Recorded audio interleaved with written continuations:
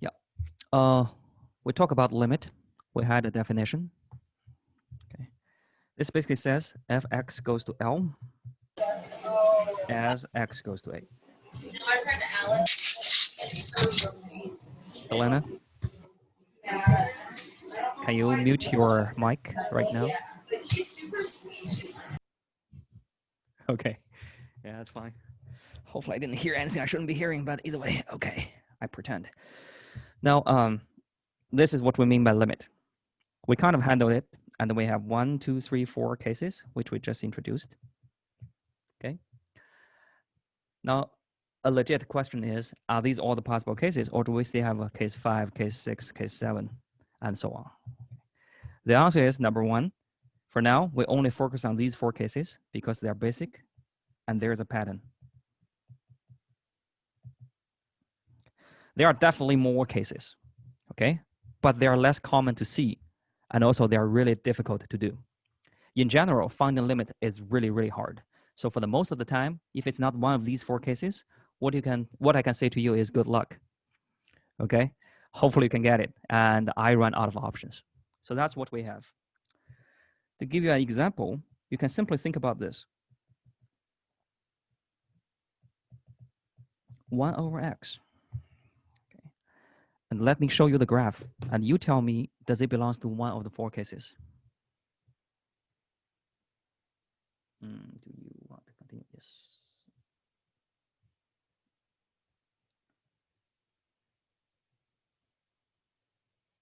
Okay.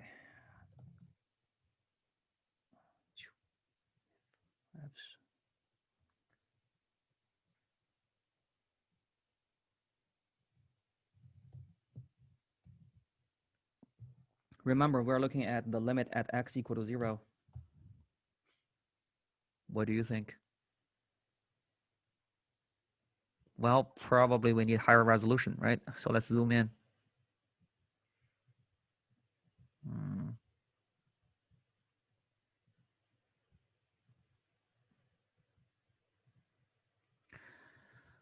Well, is it continuous at 0? Does it have a hole? Do you have a vertical asymptote? Is there a jump? Still hard to see. Maybe there is. Okay, let's zoom in. And zoom in. And zoom in, and zoom in, and zoom in. And up to a certain point, you need to know when to give up. Okay, do I convince you of that? Seems like if you just zoom in another 1,000 times, there is no way you can see there is a hole there or not. And there's so what's the deal? Is it continuous? Is there a hole? Is there a vertical asymptote? There's no way you can tell just by looking at the graph. Make sense so far? So hopefully this gives you an example. This one clearly does not belong to any of the 4 cases we had, but this one is doable through some more advanced mathematical techniques. So definitely there are more cases, but for our class, let's just focus on these 4. Okay, let me try to share back.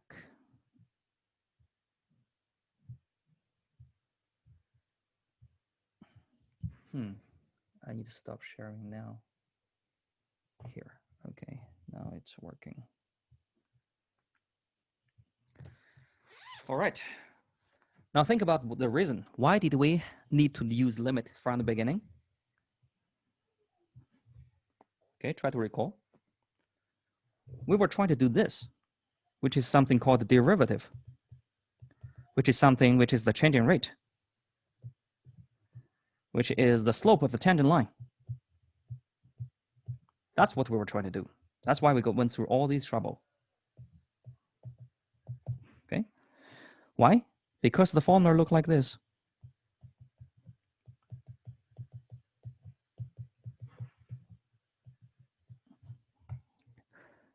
Can we do it now? Let's take the example. Find the changing rate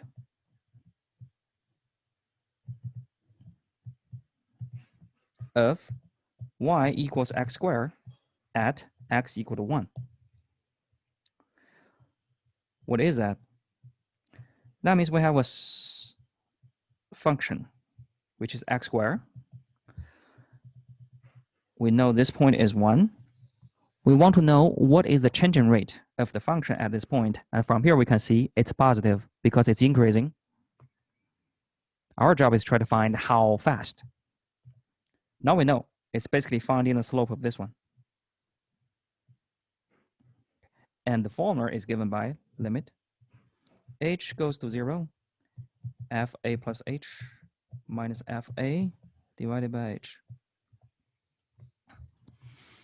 Before we just stop here because we don't know how to handle limit. Now we do know. Can we go ahead and try it? Well, let's see. A in this case is 1 because we're looking for x equal 1. That's okay. Now, 1 plus h with f, and my f is x squared. I can certainly plug in and get this one. f1 is nothing but plugging 1 into this formula. So far, so good.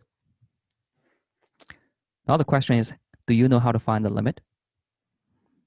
And we say, well, it's one of these cases. Do we have an asymptote? Do we have a jump? Do we have a hole? Or do we just plug in? Then we can actually follow the logic. We just plug in.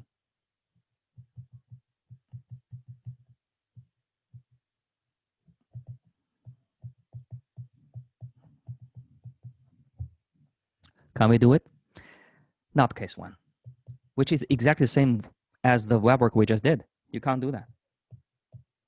Okay. But then what should you do? Same as the web work we just did. Try to cancel something out. Hopefully after that you can plug in, which means we have a hole there. Still okay? Keep going. Now 1 plus h squared, I can replace it by 1 squared plus h squared plus 2 times 1 times h. This comes from a formula which we are familiar with. Now there's another 1 squared. Let's just move it here. Divided by h.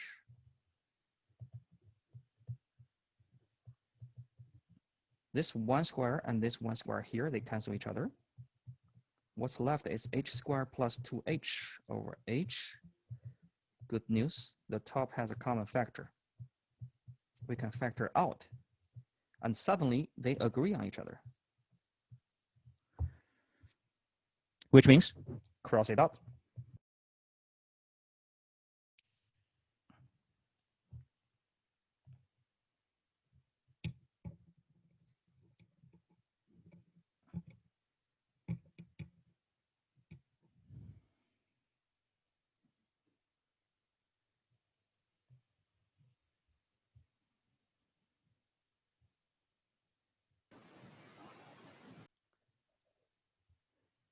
Okay, can everybody hear me all right?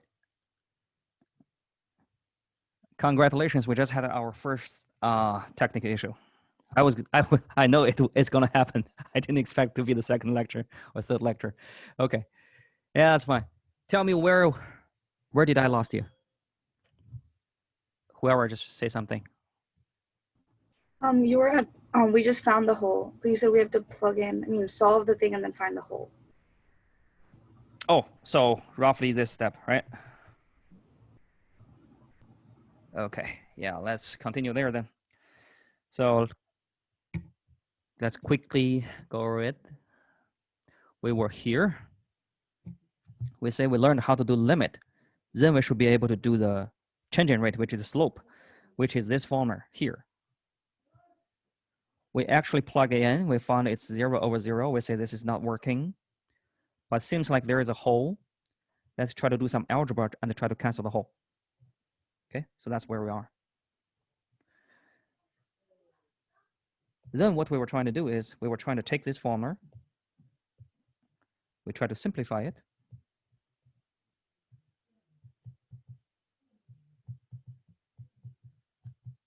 using the formula of expanding a plus b squared, then minus 1 squared over h, and then try to do the algebra. We find this and this cancel each other.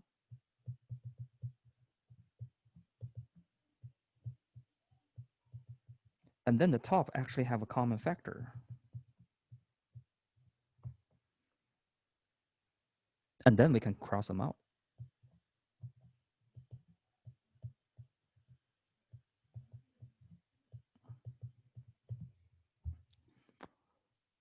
We just removed the whole.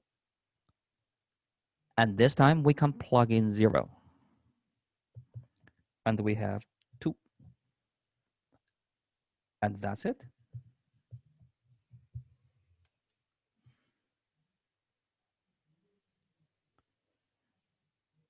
Sounds good? With what we just did in 2.2, we are able to do this now. It's just, this may look more complicated than the case we just did, but either way, it's one of the 4 cases. Okay? That also tells you, yes, the changing rate is 2, means it's positive, it's going up. Moreover, the slope is 2, which means this is more than 45 degrees, because if it's 1, 1, you have 45 degrees. This is faster than that. That is why quadratic is faster than linear, which is not surprise, right? But now we can actually pin down the exact number, so that's great. We will do more in 2.8 because eventually this is what we want to handle. Limit is just the tool. Okay, but now you can see we are there. All right, that's enough for 2.2. Let's move to 2.3. Calculating limits using limit law. The focus will be the limit laws.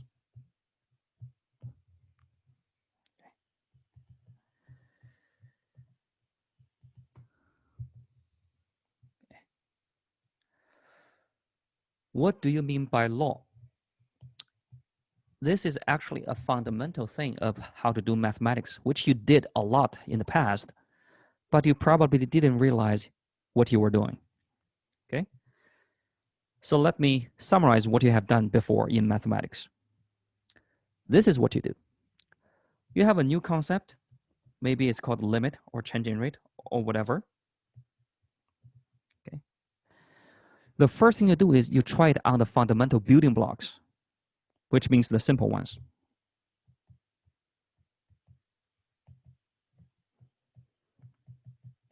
We call them the simple functions.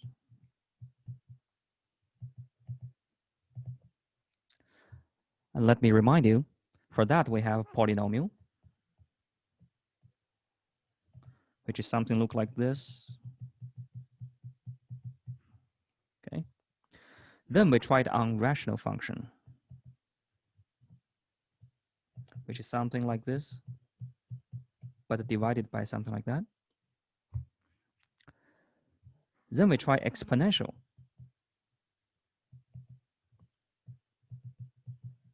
And we try trigonometric functions.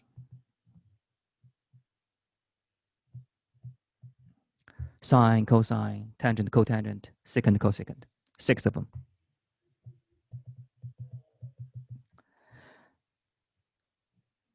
Okay. After that, what do? We extend our ideas by taking the inverse function, because if you know everything about a function, all you need to do is just flip it. You got the inverse function. Okay. Then polynomial x squared give you something square root of x, which we call radical. Exponential give you something which is called log. And finally, trigonometry give you something called trigonometry inverse function. For example, like arcsine, arctangent, and things like that.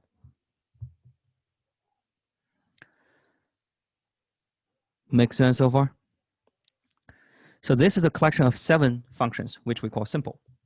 Every time you learn a new thing, You try it on these 7 things to figure out what happens to them. Sounds good? Now next, what do? You actually try to combine them through a certain kind of law. For example, you try to do a function look like this.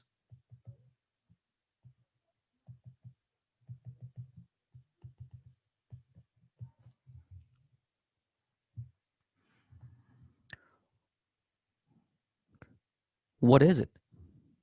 It's a freaking complicated function. Good news? Good news is every part of function you seems to belong to the fundamental building blocks.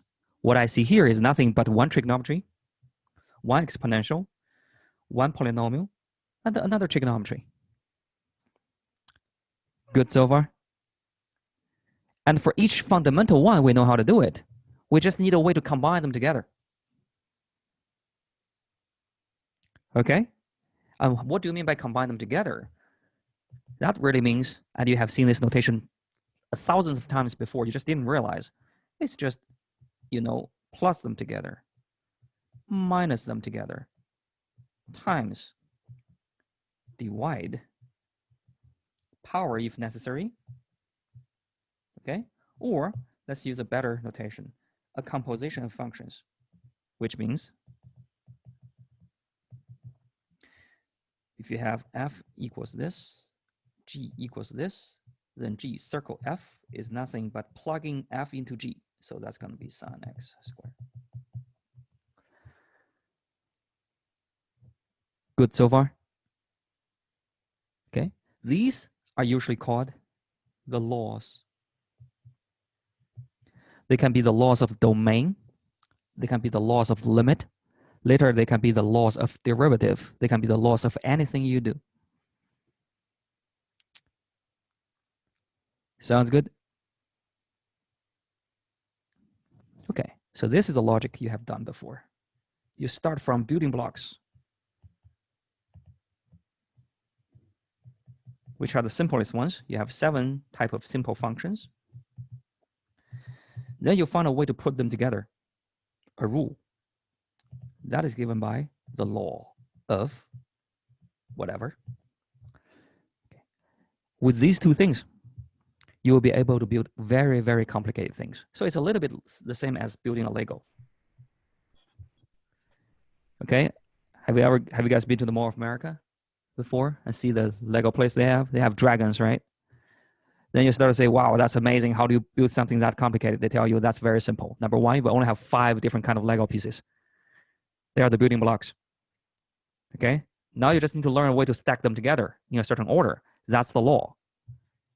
In the end, you got something very, very complicated, even though the fundamental building principle are just these 2. Sounds good? Okay, now what we're trying to do is the same.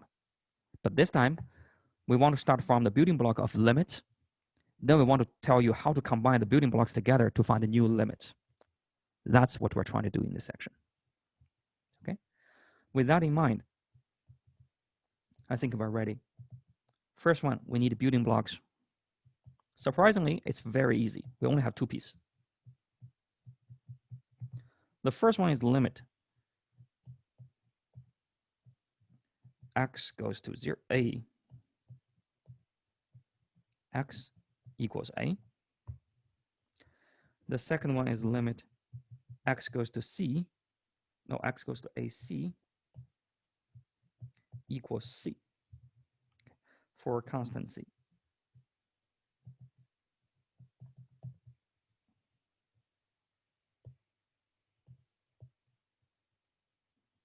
What do you mean by that? Well, that means limit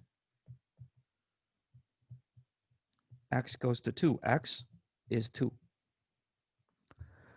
Make sense? Of course. Things can't be simpler than this, right? When x goes to 2, what is your x? 2. When x goes to 3, what is your x? 3. Okay? So simple. What the second thing says is when limit x goes to 1,000, 5 is 5. because you don't even have an x. So whichever x it goes to, it doesn't really matter. Good so far? That's it. That's all the building block we need. So simple. And of course, your building block has to be simple. You don't have a Lego piece, a building block Lego piece look like this, right? You want a building piece to look like just a rectangular. Okay, that's the simple ones. So that's great. Now to combine them, we have the limit laws. To use the law, you have a very big assumption. Suppose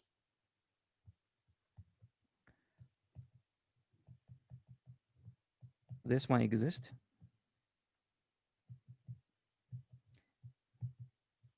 and this one exists,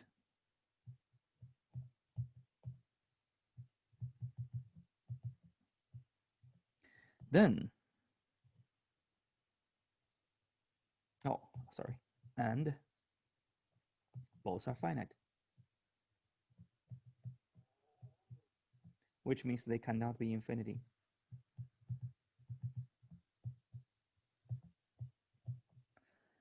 Then we have the following laws. Okay, very simple. Number one, limit x goes to a, f plus g equals limit x goes to a, f plus limit x goes to a, g. Number two, minus follow the same logic. Number three, a constant times f equals a constant times this. Again, follows the same logic. Multiplication. It's in the book. You don't have to copy. I'm just writing it down.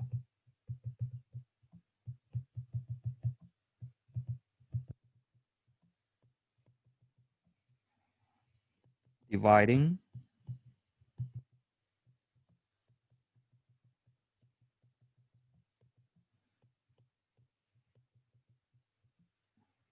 Oh, yes, I can do things like this.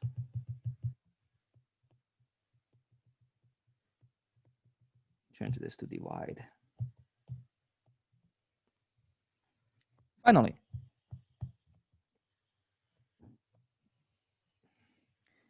if fx is continuous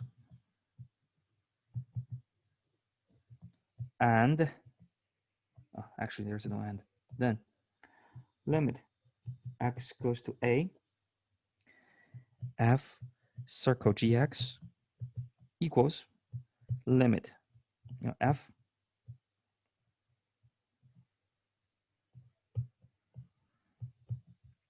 limit x goes to a, gx. So this one has to be at g. It's a lot of laws. Okay. Don't copy it. We will illustrate what we mean by that. But just take a closer look. What you're dealing with is nothing but what we wrote down. F plus g, f minus g, f times g, f divided by g, and finally f circle g. Sounds good? So that's the old trick. No matter how fancy it looks, it's just an old trick, this time for limit. How do you do that? Well, here's the case. What you do is you take the limit, x goes to 0. Let's do e to the 0 plus sine. Let's do this. Sine e to the 0 plus e to the x plus x squared divided by cosine x. That's a very complicated limit. Okay? Remember, what do you know? You only know this. That's it. You only know this and all the laws. Okay? So how do you do it? Well, here's the case. Number one, with law 6, sine x is continuous, so I can put the limit in.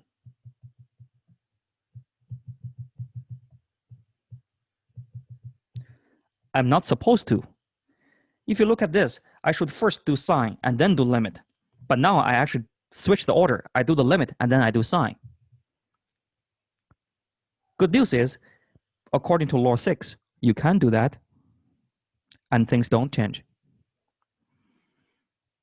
Good? Now, what can you do? It tells you you have something divided by something. That means you can take the limit up and divide by the limit at the bottom according by the quotient rule. You can do that.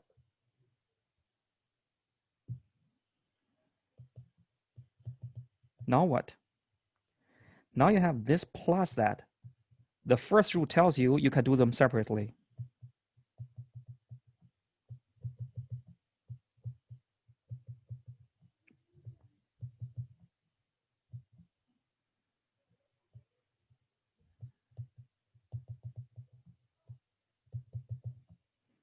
Finally, because e to the x is continuous, you can even push things to this.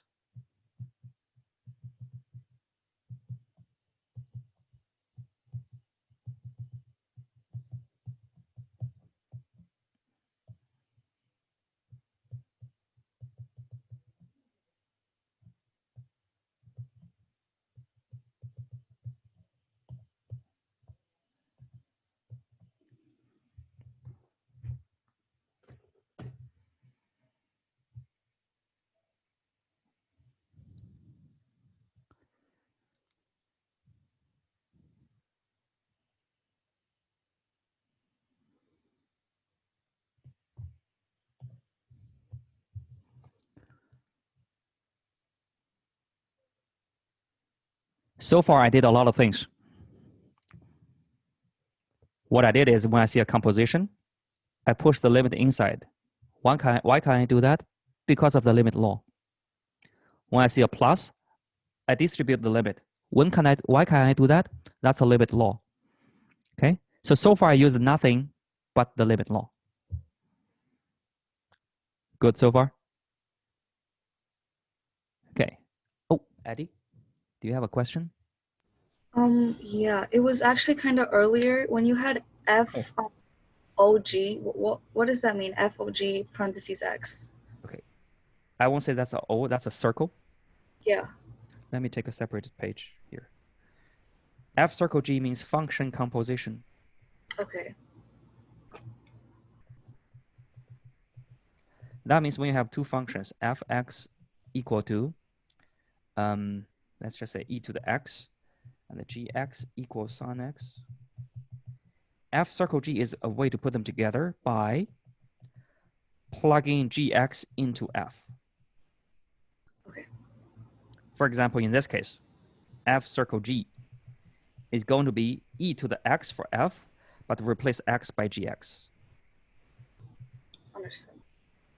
And the G circle F is going to be sine, but replace x by e to the x. Okay. I got it. Good, yeah. The reason we point this out is because it's different from anything we had before. This is not ex and plus or minus or divide or multiplication. There's no way you can get this. You have to do it with a loop, an inner loop and an outer loop.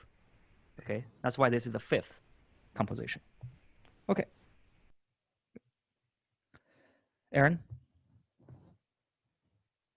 Now, when you say x is continuous, is there ever a thing where x is not continuous? So number one, it's fx is continuous. Okay.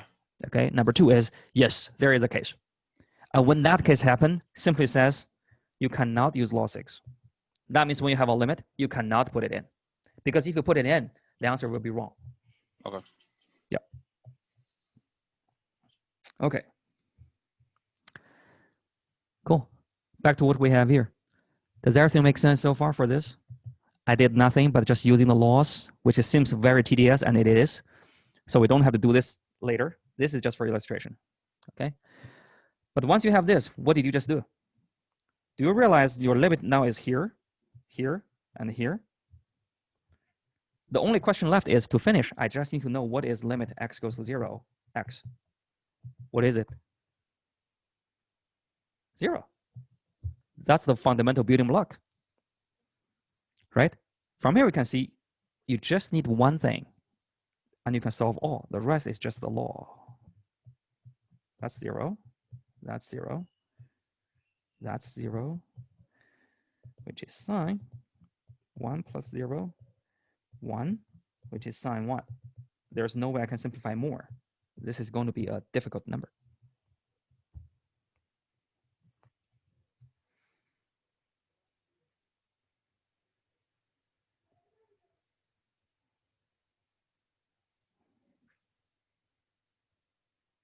That's the full process of how to do this thing carefully. Reduce, reduce, reduce everything through the law until eventually you have the building block.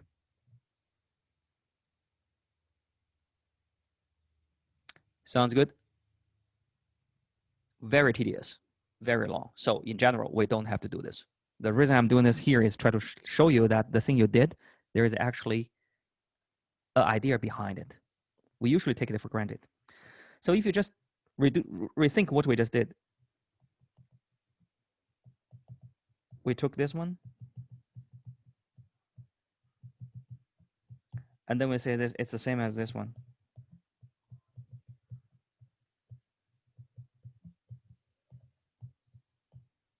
Okay, so what we did is nothing but just plugging in.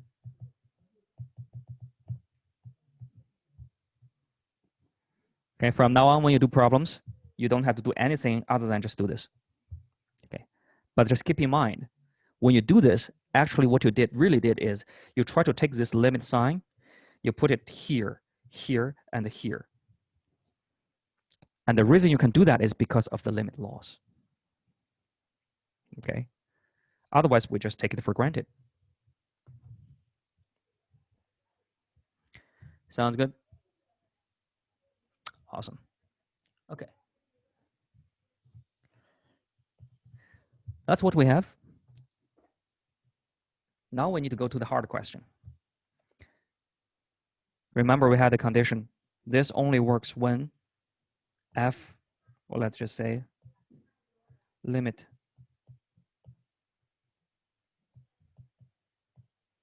x goes to a, fx, and the limit x goes to a, gx, both exist and are finite.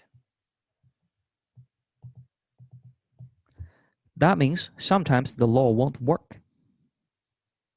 That happens when the limit does not exist, or one of them, at least, is infinity or negative infinity. Good so far? That means when you try to plug in, there are certain cases you cannot do it. Some steps just won't work through. Why? Because you either have does not exist or infinity. Okay? Why is that tricky? Let's take an example to think about it. What is the limit of this?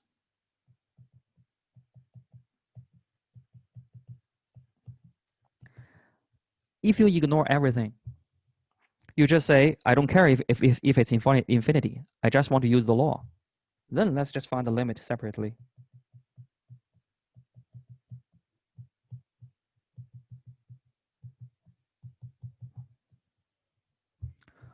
Do you know the limit of the first part?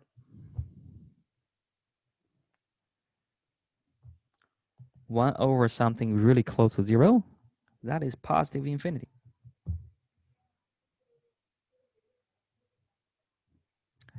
Do you know the limit of the second part?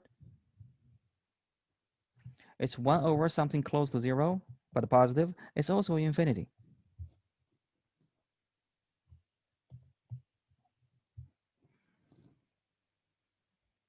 So your answer should be infinity minus infinity, if you just apply the law blindly. Do you feel like we're done? Or should we just say, hey, this can be simplified further? Now here becomes the question. What is infinity minus infinity?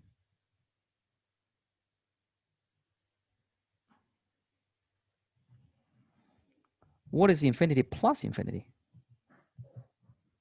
Something big plus even bigger. That's going to be infinity for sure, right? Negative infinity minus negative infinity. That's going to be negative infinity for sure because you're small and now you're even smaller. Infinity minus infinity. Both are huge, as big as you want. What's the answer? 0? Infinity? Negative infinity? 7? 1.5 pi? Which answer? Okay, that's the tricky part. So let's take a poll. Of course, I would be surprised anybody picked 7. But here's the case. If you think it's 0, please use your button and press yes. Otherwise, press no.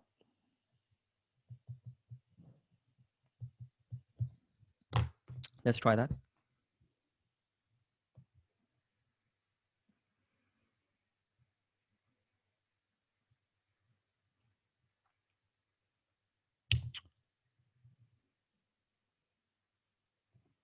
Okay, let's go with Jacob.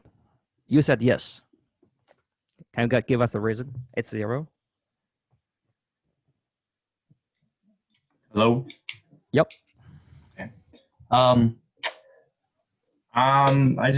mean, you have something infinitely big and you subtract it by, what if you have something, if you have 2 and you subtract it by 2, it's 0. So I just assumed that if you're subtracting the same thing, you'll end up with So 0. basically, yeah, they're the same thing, right?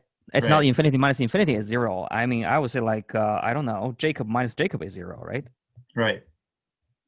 I really don't care what you stand for, but I mean, as long as you're the same, you're 0. That's totally legit, okay? Makes sense. Now let's pick one who says no. Julia? You answered no? And can Yeah, you give I the just reason? thought because I mean, infinity is kind of an undefined amount, so you don't really know what you're subtracting from. It's like it's the same thing, I guess, but I don't know. I didn't think it'd be 0. What do you mean by I don't know? I know it. It's infinity. That's why I put infinity there. Or let me say this. If it's not 0, what is it? I have no idea. Okay? Think about this, right? I think both cases make sense. Number one, we say claim if all the infinities are the same. Therefore, same thing minus same thing, of course, 0. The other way we think about it, well, wait a second. I think this varies cases by cases. It really depends on how infinitive you are, which is I don't know, you use the word, but really, like, how big are you? I know you are infinity, but can we have a bigger infinity and a smaller infinity? And then the answer depends on which one is bigger. Does that make sense here? Okay, now let's try to think about a question here. Can we compare infinities? Example, let me take a number. The first number is 1 plus 2 plus 3 plus 4. No ends. You put all the natural numbers together. Do you agree the answer is infinity? Cool. The second one I'm going to do is I'm going to put 2 plus 3 plus 4 plus 5 together. I think this is also infinity. Okay? Question. I give you 2 numbers. Both are infinity. Which one is bigger?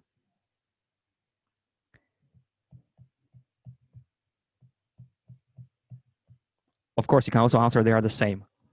Okay? And I think it's really hard to justify that. So let's stick with these 2. If you think the first one is bigger, answer yes. And if you think the second one is bigger, answer no. Let's try that.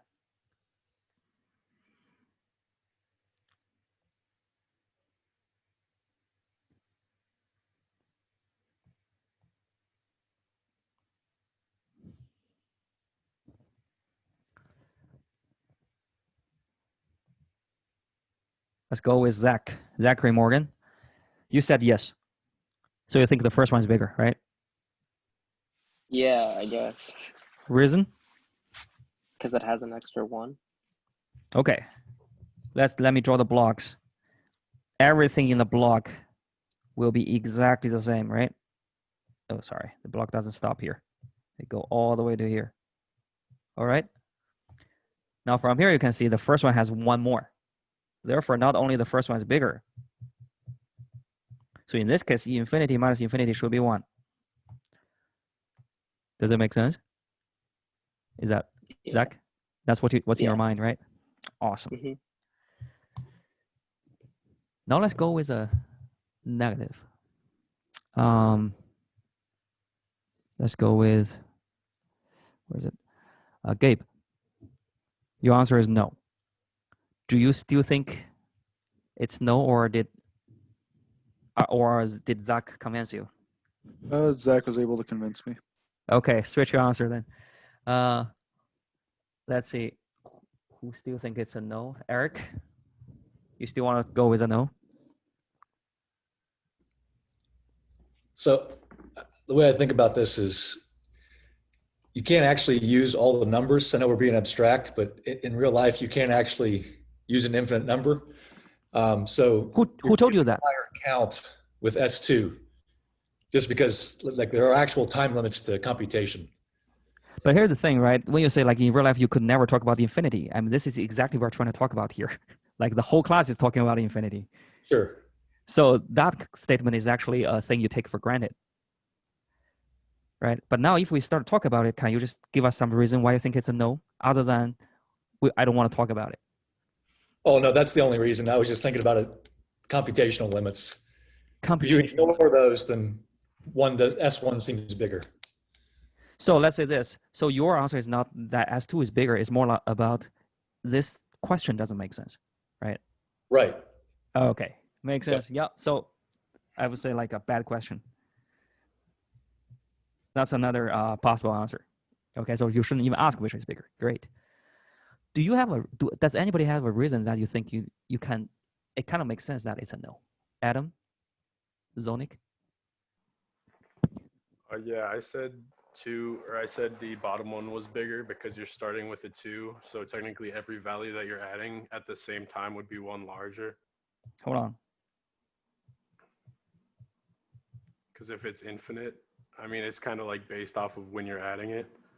If that Okay, makes sense. hold on. This is the first pair, right? Yep. Who's bigger? The bottom. 2. Yep. Who's bigger? The bottom. Do you agree for every single pair I draw here, the bottom is bigger? Yep. And do you agree that if I put all the smaller ones together, if I put all the bigger ones together, the bottom one should be bigger? Yep. How much bigger? Every single number is bigger than 1. How many do I have? 5. That's what I did. Well, yeah, but we infinite. have dot. Yeah. So not only the second one is bigger, it should be infinity. Yep. Zach, do you agree? I'm not sure. Are you convinced that you want to change your answer? Or do you still think like, both make sense? I feel like they both make sense. Do you think we should have 2 different answers for one question? Or it should be one or the other? I feel like it should be one or the other. I guess I'm just not sure which Yeah. one should Can be. everybody see the problem here? Okay, that is a direct example to show everybody that when things goes to infinity, your traditional sense doesn't make sense anymore. You cannot trust sense. Sense makes no sense.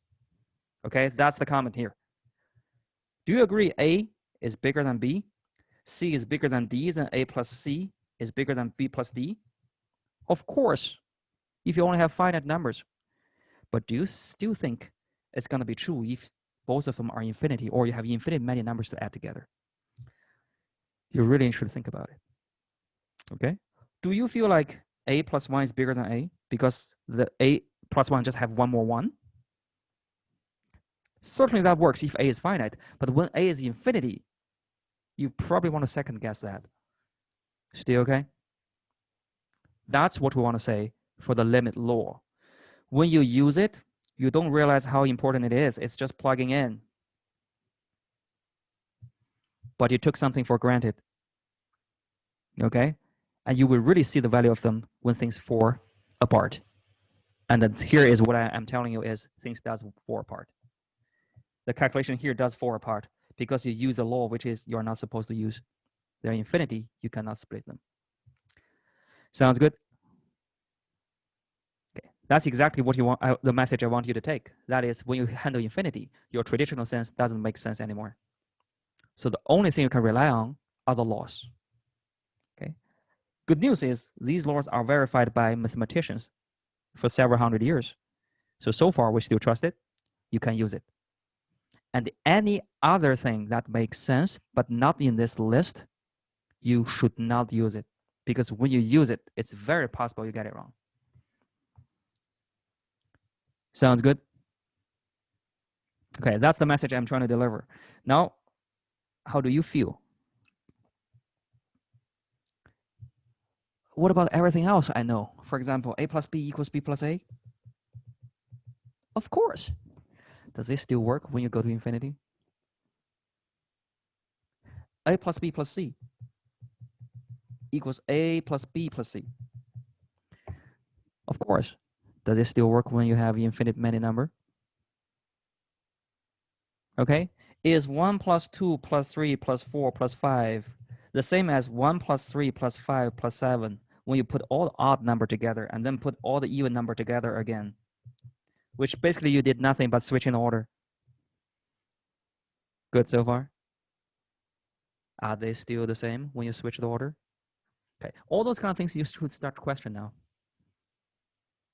That also means your world should collapse. From now crap, you couldn't trust anything you had before because everywhere you go, there is a trap. Okay, everything you do, it may be wrong, no matter how much sense it makes. Okay, that's the point of introducing limit law. Follow the laws, and then you're fine. Okay, but don't try to create your own laws. Don't carry everything you had before to infinity. It's not gonna work in general. Okay. Computational wise, it's easy. It's just plugging in. The more interesting part is actually the idea behind it. Now second, more examples. With the limit law, we can now handle something more, something harder.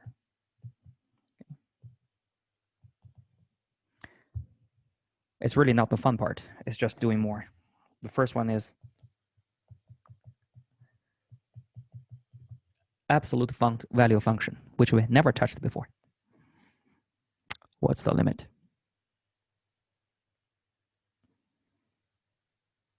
Well, the first thought, I don't know. Let's do this.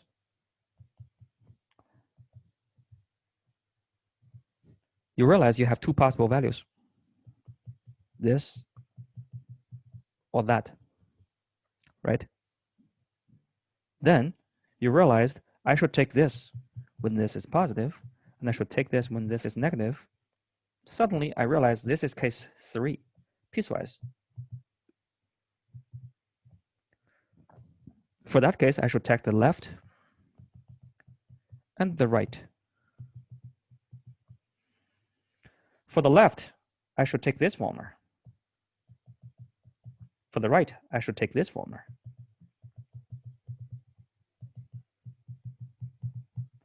They are the same, therefore, the limit is 0. Sounds good. So next time you see absolute value, nothing to panic. It's just a piecewise defined function, which means we can handle. Okay. That's one way. Or another way. I just want to plug in.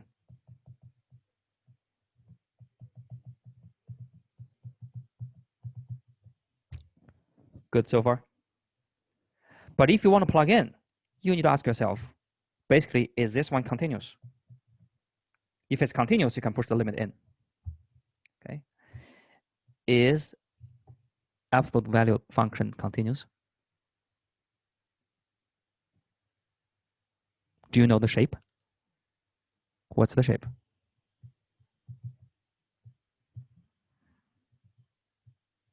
Okay. It's not pretty.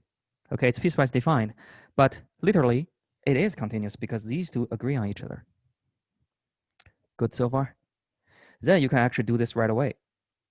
You can skip all these. You don't have to do it.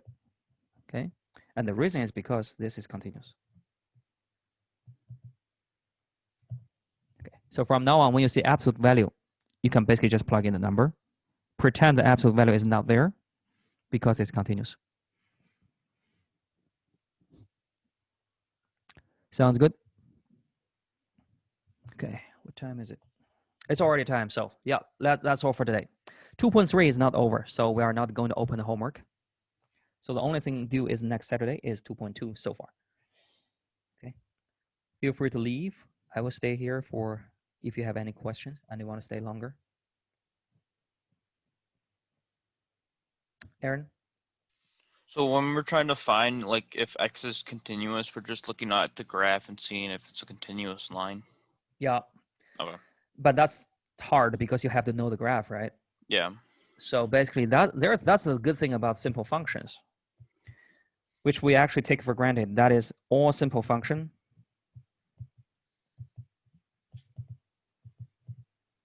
are continuous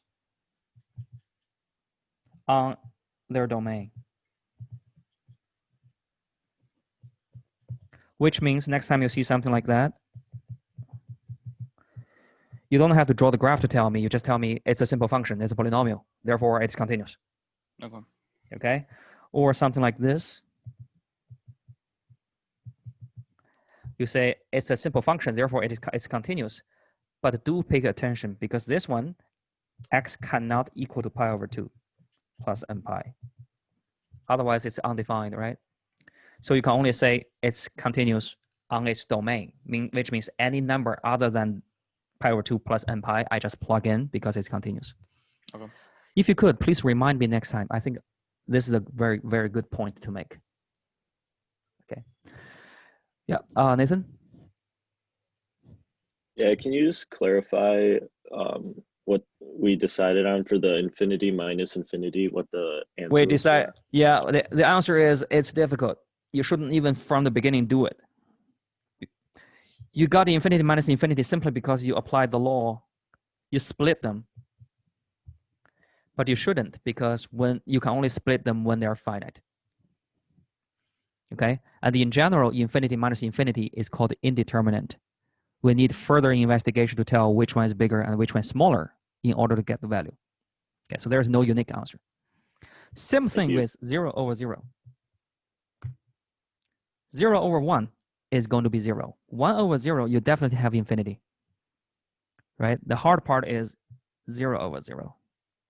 Same thing with infinity divided by infinity, because if you have 2 over infinity, that's 0. Infinity over 2, that's infinity. But when you have infinity, infinity, again, it's indeterminate. We'll be in chapter 4, we'll have a whole section talking about things like this. They're hard, yeah.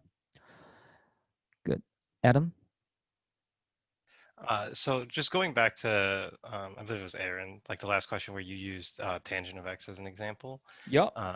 Where within the domain, it's like a continuous function. So, I mean, would that be like, so it's continuous, but wouldn't, I mean, there's still like a hole at. Oh, hold on. Or the way you need to go deeper on that.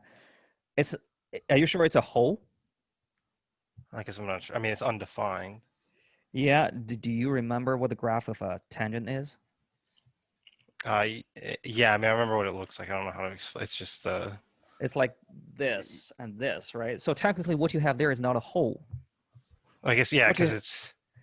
Hold on, let me draw it. What you have there is actually something look like this. You could have the asymptote, right? Exactly. Okay. Okay. So this and then this again, right? So now if I ask you the question, what is the limit? X goes to pi over 2. Because if it's not pi over 2, we're fine. Right? But if it's pi over 2, what is the limit? We actually go to the case 4, right? We do the left, we do the right. What's the left? Positive infinity. What's the right? Negative infinity. So it doesn't exist. Does not exist. Exactly. So the very good question.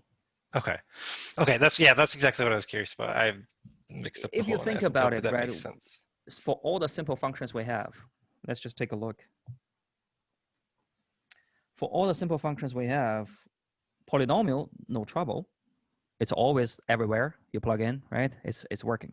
Rational, you start to have trouble, right? Because you can divide by 0, but you either divide by 0, you create a vertical asymptote, or you create a hole. That means they have a common factor. Okay. Which both we can cover, right? Now, radical, no problem, because square root of x, it's just x bigger or equal than 0. There's no anything dramatic. Sine, cosine, nothing. Tangent and cotangent, secant and cosecant, because you divide, there will be 1 point. You divide by 0. But that's fine. We just handle it. It's vertical asymptote. Okay. Finally, exponential, log. See, exponential is working for everything. The only thing you need to be careful is log, because log has a domain, and the graph look like this. So technically, you are good for everywhere except for